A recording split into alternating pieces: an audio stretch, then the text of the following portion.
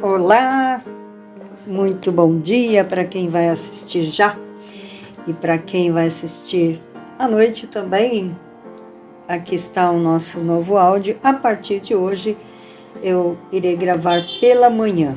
Hoje ainda está um pouquinho tarde, mas eu pretendo gravar bem mais cedo pela manhã, para não correr o risco de ficar sem gravar por algum motivo, não é? Sou Olivia Antônio e estou lendo o livro A Biologia da Crença, de Bruce Lipton, O Poder da Consciência sobre a Matéria e os Milagres. E a leitura de hoje é sobre as emoções, a linguagem das células. Em formas mais evoluídas e conscientes de vida, o cérebro desenvolveu um nível de especialização que permite a toda a comunidade refinar seus sinais reguladores. A evolução do sistema límbico estabeleceu um mecanismo único que converteu os sinais de comunicação química em sensações acessíveis a todas as células da comunidade. Nossa mente consciente interpreta esses sinais como emoções. A mente consciente não é só capaz de ler, entre aspas, o fluxo de sinais de coordenação celular que compõem toda a mente, entre aspas, do corpo, como também de gerar as emoções que se manifestam por meio da emissão controlada de sinais pelo sistema nervoso.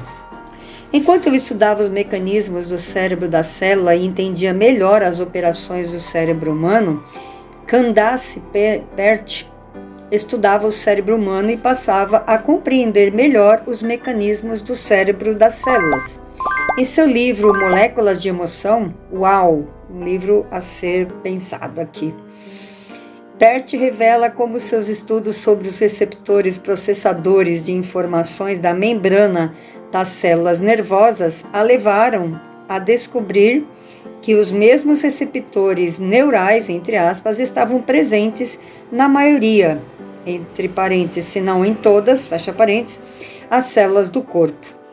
Suas experiências a levaram à conclusão de que a mente, entre aspas, não se concentra apenas na cabeça, mas sim que está distribuída em moléculas sinalizadoras presentes no corpo todo. Olha que informação fenomenal. Outra descoberta importante foi que as emoções não se originam apenas de respostas do corpo ao ambiente. Por meio da autoconsciência, a mente pode usar o cérebro para gerar, abre aspas, moléculas de emoção, fecha aspas, e agir sobre todo o sistema. Enquanto o uso apropriado da consciência pode tornar um corpo doente mais saudável, o controle inconsciente inapropriado das emoções podem causar muitas doenças, um assunto que vou abordar com mais detalhes nos capítulos 6 e 7. Abre aspas, Moléculas de Emoção, fecha aspas, é um livro instigante que descreve detalhadamente os processos das descobertas científicas, além de revelar também os esforços dos pesquisadores de tentar introduzir novas ideias ao clube dos cientistas antigos, algo que eu conheço muito bem. Pert, de 1997. O sistema límbico representou um grande avanço em termos de evolução devido à sua habilidade de captar e coordenar o fluxo de sinais reguladores do comportamento dentro da comunidade celular. À medida que o sistema interno de sinais evoluía, sua grande eficiência permitia ao cérebro aumentar de tamanho. Com isso, os organismos multicelulares aumentaram seu número de células especializadas em reagir a uma quantidade ainda maior de sinais externos do ambiente. Enquanto as células individuais respondem apenas a percepções sensoriais mais simples como, abre aspas, vermelho, aromático e doce, fecha aspas, as habilidades desenvolvidas dos cérebros dos animais multicelulares conseguem combinar todas essas sensações e identificar maçã, entre aspas. É o conjunto, não é? Ele identifica o conjunto, o todo. Os reflexos comportamentais básicos adquiridos durante a evolução são passados às novas gerações sob a forma de instintos genéticos. A evolução dos cérebros maiores, com sua grande população de células neurais, ofereceu aos organismos a oportunidade não apenas de poder confiar em seus instintos comportamentais, como também de aprender com as experiências. Aprender um novo reflexo ou comportamento é basicamente um produto do condicionamento. Por exemplo, Pavlov treinou seus cães para salivar toda vez que ouviam o toque de um sino. Primeiro, ensinou-lhes a associar o som com o estímulo de receber alimentos. Depois de algum tempo, tocava o sino, mas não oferecia comida. Só que os cães já estavam tão programados a serem alimentados que toda vez que o sino tocava, começavam a salivar, mesmo que não houvesse alimento presente. Trata-se de um comportamento reflexo inconsciente, entre aspas, adquirido. O comportamento reflexo pode ser algo simples, entre parênteses, como o levantar da perna quando o martelinho do médico toca o nosso joelho, fecha parênteses. Ou mais complexo, abre parênteses, como dirigir um carro a 80 km por hora em uma rodovia cheia e, ao mesmo tempo, conversar com o passageiro, fecha parênteses. Isso eu faço sempre com os meus alunos. Embora as respostas comportamentais condicionadas possam ser mais complexas, elas não envolvem o uso do cérebro. Por intermédio do processo de aprendizagem condicionada, as reações químicas neurais entre os estímulos e as respostas comportamentais se consolidam para garantir um padrão repetitivo. Essas reações consolidadas se chamam hábitos, entre aspas. O cérebro de animais menos desenvolvidos é condicionado a utilizar respostas habituais aos estímulos. Os cães de Pavlov salivavam por simples reflexo, não por intenção consciente. As ações da mente consciente são reflexivas por natureza e não governadas pela razão ou pelo pensamento. Fisicamente, esse tipo de mente está associada à atividade de todas as estruturas do cérebro de animais que não têm autoconsciência desenvolvida. Humanos e alguns mamíferos desenvolveram uma região especializada do cérebro associada ao pensamento, planejamento e tomada de decisões chamada córtex pré-frontal. Essa parte do cérebro parece ser o centro do processamento da autoconsciência, entre aspas. A mente autoconsciente é autorrefletora, um novo órgão sensor, entre aspas, que observa nosso comportamento e emoções.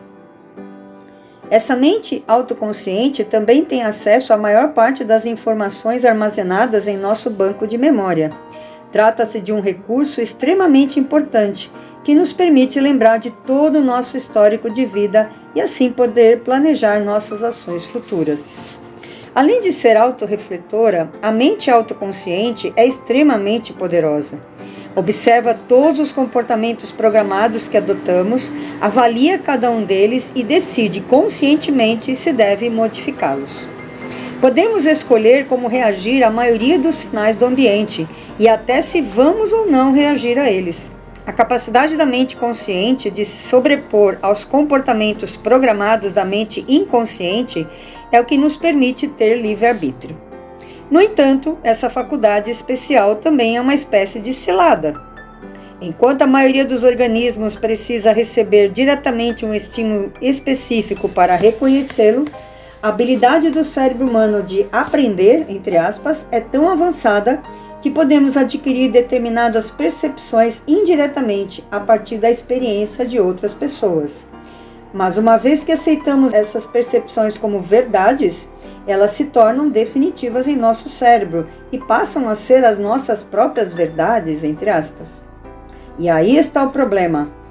E quando as percepções dos nossos professores, entre aspas, estão erradas? Acabamos absorvendo informações imprecisas.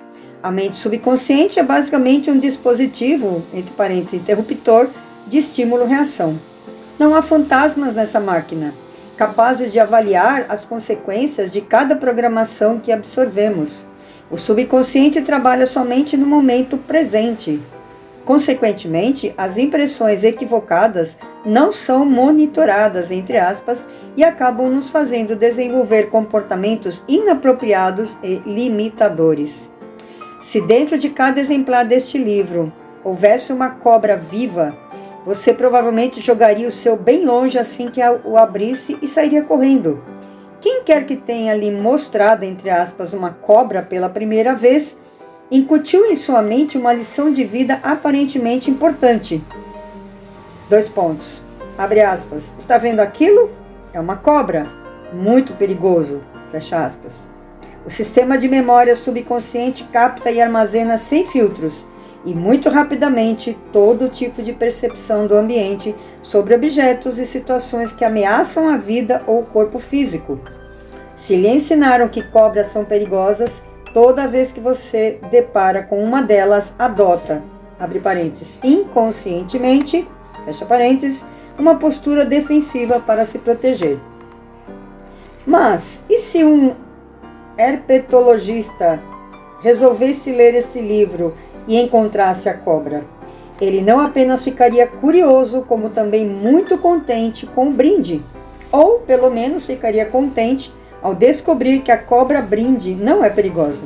Iria pegá-la e se divertir estudando seu comportamento. Para os herpetologistas, a sua reação programada de fugir da cobra é algo irracional, pois nem todas as cobras são perigosas. Lamentam que as pessoas, na sua maioria, não tenham o prazer de estudar essas criaturas tão interessantes. Portanto, a mesma cobra, ou seja, o mesmo estímulo, é capaz de gerar reações completamente diferentes. Nossas respostas aos estímulos do ambiente são controladas pela percepção. No entanto, nem todas as formas de percepção que temos são precisas, assim como nem todas as cobras são perigosas. Sim, a percepção, abre aspas, controla, fecha aspas, a biologia, mas como já vimos, ela nem sempre é precisa. Um sinônimo adequado para esse tipo de percepção que controla o comportamento é a palavra crença. Chegamos ao título do livro, não é? As crenças controlam a biologia. Pensem no significado desta frase. Temos a capacidade de avaliar conscientemente nossas respostas aos estímulos do ambiente e de modificar determinadas reações arraigadas em nosso sistema a qualquer momento, bastando para isso manipular a poderosa mente subconsciente. Mas abordarei esse assunto com mais detalhes no capítulo 7. Estou ansiosa por esse capítulo. O mais importante é termos consciência de que nossos genes ou nosso comportamento autodestrutivo não são algo definitivo e imutável a que estamos presos. Sensacional. Acredito que esse livro, para quem gosta de biologia, foi excepcional no início, não é? Para mim, me interessa mais daqui para frente, tratando das emoções e das crenças. De qualquer forma, um livro extraordinário, e eu vou colocar na lista o próximo livro também que ele citou. Do meu coração para o seu coração, eu desejo que os seus sonhos se realizem, que esse livro seja de grande ajuda, grande contribuição para vocês, e a gente se vê ou se ouve no próximo áudio.